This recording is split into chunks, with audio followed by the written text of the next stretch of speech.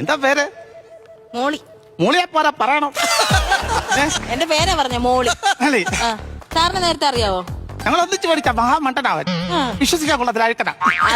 അതായത് സാറിന് ഇഷ്ടമല്ലാത്ത പന്നന്മാര് പറഞ്ഞുകൊണ്ട് നടക്കുന്ന സാർ ഇപ്പോഴും. ഇതിലെന്തെങ്കിലുമൊക്കെ തരുവോ? പിന്നെ സാലറി തരും, ബോണസ് തരും, പിന്നെ ഓണത്തിനൊക്കെ ഇൻക്രിമെന്റ് തരും, എല്ലാം തരും. ഇൻക്രിമെന്റ് തരുവോ? തരും.